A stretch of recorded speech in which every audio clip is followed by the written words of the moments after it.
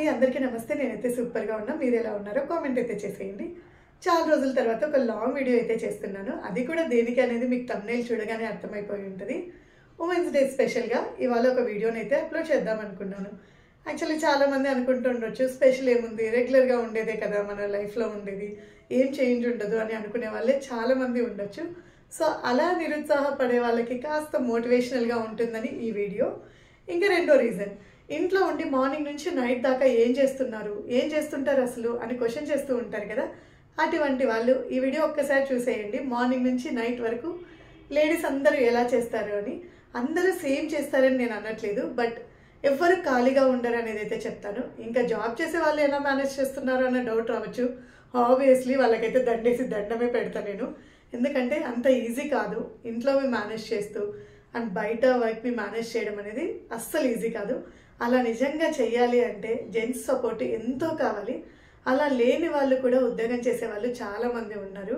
ఇంకా వాళ్ళ గురించి అయితే మాటల్లో చెప్పడం చాలా చాలా కష్టమే. అంటే అది ఫేస్ చేస్తే తెలుస్తుంది, కానీ ఒకరు వేరే వాళ్ళది మనం స్టోరీ లాగా వింటే అర్థం అవ్వదు, బట్ చేస్తే ఆ కష్టం ఏంటో తెలుస్తుంది. సర్లేండి, ఇంకా కొందరైతే ఏం చేస్తున్నామని అడిగితే సమాధానం చెప్పుకోవడానికి కూడా ఇబ్బంది పడే వాళ్ళు ఉంటారు. అటువంటి వాళ్ళు ఒక్కసారి ఇప్పుడు ఈ వీడియోని చూపించేసేయండి.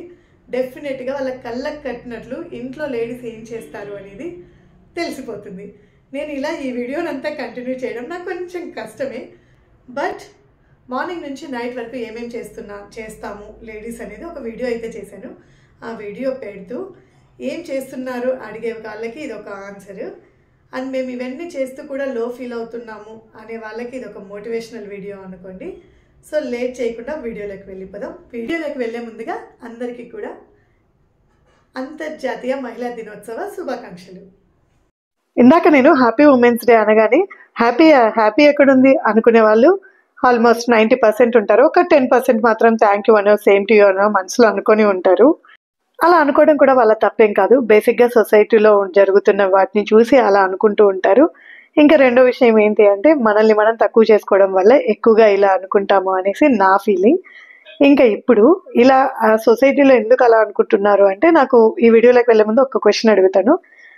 బేసిక్గా ఒక అమ్మాయి హ్యాపీగా కొంచెం ఇండిపెండెన్స్గా నలుగురితో నవ్వుతూ మాట్లాడుతూ అత్తమామలతో కలిసి ఉంటూ లైక్ ఇలా అందరితో మంచిగా ఉన్న అమ్మాయిని ఒకరిద్దరిని చూస్తే చాలు వెంటనే నువ్వు చాలా లక్కీ, అందుకే ఇలా అన్నీ నీకు ఉన్నాయి అని అంటారు. అదే జెంట్స్కి ఇవన్నీ ఇంకా అంటే ఈ అమ్మాయిలకి ఈ లక్కీ అనే అమ్మాయిలకి ఉన్న దానికంటే 4 ఇంతలు ఎక్కువ ఉన్నా ఏ జెంట్స్ని కానీ ఎవరే కానీ నువ్వు లక్కీ అని జెంట్స్ కూడా అనుకోరు, ఇంకొకరు ఎవ్వరు కూడా వాళ్ళని అన్నారు. అలా డిఫరెన్స్ ఏంటో నాకు అర్థం కాదు. నాకు అర్థమైందైతే ఒక్కటే, అలా జెంట్స్ని లక్కీ అని అనుకోవట్లేదు అంటే జస్ట్ అది వాళ్ళకు నార్మల్. ఆ లైఫ్ వాళ్ళకు దొరకడం అనేది జస్ట్ నార్మల్ అనమాట. ఎందుకంటే 90% బాయ్స్కి ఆ లైఫ్ అనేది ఉంటుంది, ఆ ఫ్లెక్సిబిలిటీ ఉంటుంది వాళ్ళ లైఫ్లో. అదే లేడీస్కి వచ్చేసరికి ఆ 10% మాత్రమే లక్కీగా కనిపిస్తారు, మిగతా 90% లక్కీగా కనిపించరు. అది ఓన్లీ ద రీజన్ ఏంటి అంటే మన పర్సెప్షన్ అలా ఉండిపోయింది. అంటే లేడీస్ ఇలా ఉండడాన్ని కూడా లక్కీ అంటే అది జస్ట్ జన్మత అంటే అదే బై బర్త్ ఇలా లేడీస్కి ఇలా ఉండాలి, ఇలా ఉండడం కూడా హక్కు అని గుర్తించలేకపోవడం మన మూర్ఖత్వం అనుకుంటా నేనైతే. జెంట్స్కి మాత్రం అది జస్ట్ నార్మల్ థింగ్, మనకు మాత్రం అదొక పెద్ద అచీవ్మెంట్, లగ్జరీ, అదొక ఇంకా ఇంకా ఎక్కువ ఇంకెక్కడో అని చెప్పొచ్చు. అసలు ఈ డిఫరెన్స్ ఏంటో నాకు తెలీదు. దీనికి కారణం మన లేడీసే అనుకుంటా నేను ఎక్కువగా. ఎందుకు అలా అనుకుంటున్నానంటే అదే చెప్పా కదా, మన పర్సెప్షన్ అలా ఉంది. అలా జరిగితే చాలు మనం లక్కీ, అది మన హక్కు, ఆ మాత్రం మనకు ఉండాలి, మనం అలా ఉండాలి అనేది మనకు లేకపోవడం మన దురదృష్టం అంతే. ఇంకా ఇప్పుడు మనం హ్యాపీనెస్ దగ్గరికి వెళ్దాము.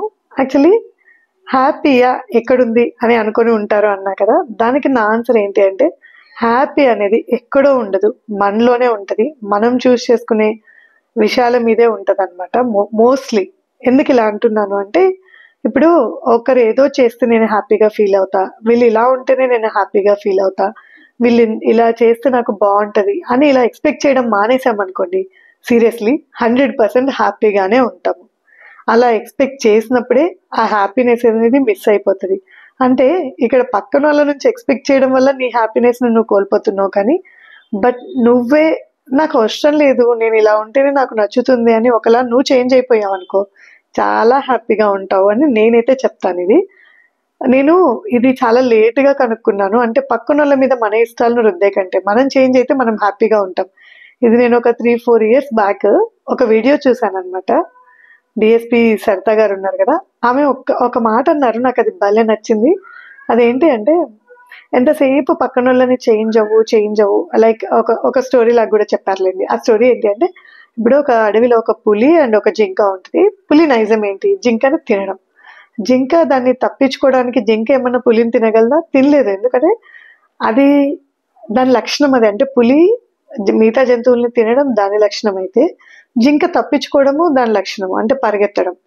సో, ఆ పులి పట్టుకోవడానికి వచ్చినప్పుడు ఎంత వేగంగా పరిగెత్తాలని జింక ఆలోచించాలి తప్ప, పులిని నన్ను తినకుండా నేనేం చేయాలి అని చేయాలనుకోవడం జింక మూర్ఖత్వం. అలానే జింక అది తినొద్దులే, నేను ఈడే ఉంటా, అది తినొద్దు అని ఆర్డర్ వేసినట్లు కూర్చుంటే జింకని పులి తినేస్తది. సో, లైఫ్‌లో కూడా అంతే. హస్బెండ్ అవ్వని, ఇంకా పేరెంట్స్ అవ్వని, కజిన్స్ అవ్వని, ఎవరైనా అవ్వని, మనకు నచ్చినట్లు వాళ్ళు మారాలి అనుకోవడం నిజంగా అది మన మూర్ఖత్వం అనే అంటాను నేను. మనమే చేంజ్ అయితే ఆ ప్రాబ్లమే ఉండదు. అలా అని మనం వాళ్ళలా చేంజ్ అవ్వద్దు. మనం మనలానే ఉంటూ, మనం ఎక్కడైతే హ్యాపీనెస్‌ని కోల్పోతున్నామో ఆ విషయాల్లో మనల్ని మనం మార్చుకుంటే చాలు. అదే చెప్తున్నా కదా! ఎవరి లక్షణం వాళ్ళకుంటది. ఇప్పుడు కొందరు ప్రతీదీ షేర్ చేసుకుంటారు పక్కనోళ్ళందరికీ. బట్ వేరే వాళ్ళు వాళ్ళకి అన్నీ షేర్ చేయరు. కానీ వాళ్ళు నేను షేర్ చేస్తున్నానే, వాళ్ళు షేర్ చేయట్లేదని ఒకలాగా ఫీల్ అవుతాను చూడు. అది షేర్ చేసినందుకు నీ తప్పు. మారితే నువ్వు షేర్ చేస్తూ తన నుంచి ఎక్స్‌పెక్ట్ చేయకుండా మారాలి గానీ, బట్ నేను షేర్ చేస్తూనే ఉంటాను, నువ్వు నాలాగే షేర్ చేయాలని డిమాండ్ చేశామనుకోండి, అది డెఫినిట్‌గా మనల్ని బాధించే విషయమే అయితది గానీ, దాని నుంచి మనకేమీ ఒరగదు. సో, లైఫ్‌లో మనల్ని మనం చేంజ్ చేసుకుంటూ ఎళ్తేనే హ్యాపీగా ఉంటాము. ఇది నేను ఎప్పుడైతే విన్నానో అప్పటినుంచి అంటే అలా ఎక్స్‌పెక్ట్ చేయడం అనేది లైఫ్‌లో మామూలే. అంటే చేస్తారు అందరూ కూడా. బట్ దాన్ని చేంజ్ చేసుకుంటే హ్యాపీగా ఉంటాము అనేది నేను చెప్తా ఉన్నా. నాకు అలా కొన్ని ఎక్స్‌పెక్టేషన్స్ అలా ఉంటాయి. కానీ మనం మార్చుకున్నప్పుడు మనలో ఉండే ఆ హ్యాపీనెస్సే వేరు అంటాను నేనైతే. ఇంకో విషయం ఏంటి అంటే రెస్పెక్ట్. యాక్చువల్లీ నిజంగా అంటే ఇప్పుడు మన ఇంట్లో జెంట్స్ అవ్వని, లేదా పక్కన వాళ్ళు ఎవరైనా అవ్వని, పక్కన లేడీస్‌కి ఇచ్చే రెస్పెక్ట్ చాలా డిఫరెంట్‌గా ఉంటది. లైక్ ఇంట్లో అమ్మ గాని, వైఫ్ గాని, సిస్టర్స్ గాని వరకొచ్చేసరికి ఆ రెస్పెక్ట్ అనేది ఉండదు. బేసిక్‌గా మీరు అబ్జర్వ్ చేస్తే మీకు తెలుస్తది. అంటే ఇప్పుడు వేరే వాళ్ళు ఏదైనా ఇచ్చారనుకోండి, ఇది బాగుందని టక్కున చెప్పేస్తారు. అంటే లైక్ ఏదైనా గాని వాళ్ళ డెసిషన్ అవ్వని, ఏదైనా అవ్వని సూపర్ అంటారు. అదే ఇంట్లో వాళ్ళని పొగడ్డానికి అలా మాటలు రావన్నమాట. ఇదేమైనా మన ఇంట్లో జెంట్స్ మిస్టేక్ అంటారంటే అస్సలు కాదంటాను నేను. అది కూడా మనదే మిస్టేక్. ఎందుకు అంటున్నానంటే ఇలా, దీనికి పర్ఫెక్ట్‌గా ఒక ఎగ్జాంపుల్ అయితే ఇద్దామనుకుంటున్నా. యాక్చువల్లీ ఇప్పుడు మనకు చాలా ఆకలిగా ఉంటది ఇంట్లో. లేదా మనకు బాగా అంటే కడుపు నొప్పినో, లేకుంటే కాళ్ళు నొప్పో ఏదో ఒక ఇబ్బందిలో ఉంటాం మనము. ఏదైతే మనం చేసుకుంటే మనకు రిలీఫ్ అయితదో అది మనకు మనం అస్సలు చేసుకోము. అదే మన పక్కనొచ్చి మన పిల్లలు గానీ, హస్బెండ్ గానీ, అమ్మ నాన్న గానీ, అత్తమామలు గానీ ఎవరైనా అడిగారంటే చాలు టక్కున చేసేస్తాము. అంటే ఇక్కడ నీ బాడీకి నీకు నువ్విచ్చుకునే ప్రయారిటీ 0. పక్కన వాళ్ళకిచ్చే ప్రయారిటీ చాలా హైలో ఉంది. సో, నీకు నువ్వే ప్రయారిటీ ఇచ్చుకోలేకపోతున్నప్పుడు పక్కన వాళ్ళు నీకు రెస్పెక్ట్ ఇవ్వాలి, ప్రయారిటీ ఇవ్వాలని ఎలా ఎక్స్‌పెక్ట్ చేస్తున్నారు? సో, మన ఇంట్లో వాళ్ళు మనకు రెస్పెక్ట్ ఇవ్వాలి అన్న ఫస్ట్ మనకి మనం రెస్పెక్ట్ ఇచ్చుకోవడం చాలా ఇంపార్టెంట్. ఇప్పుడు నేను ఒక విషయం చెప్తాను దీనికి సంబంధించి. ఫస్ట్ మనకిద్దరు పిల్లలున్నారనుకోండి. ఒకడు కొంచెం బాగా అల్లరి, ఒకడు నెమ్మదిగా అంటే కొంచెం కామ్‌గా ఉండే అబ్బాయి అనుకుందాము.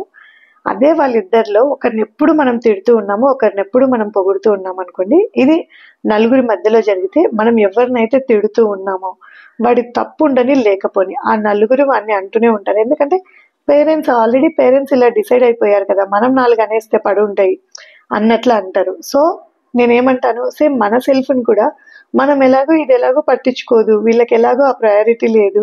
సో, మనం అలా చూస్తేనే తప్పేంటి అన్న ఒక లీనియన్స్ మనకు మనమే వాళ్ళకిచ్చిన వాళ్ళమవుతాము. సో, మనకు మనం ప్రయారిటీ ఇచ్చుకోవడం, మనకు మనం రెస్పెక్ట్ ఇచ్చుకోవడం నేర్చుకుంటే డెఫినెట్‌గా మన ఇంట్లో వాళ్ళైనా, సొసైటీలో వాళ్ళైనా ఎవ్వరైనా సరే రెస్పెక్ట్ ఇవ్వక తప్పదు.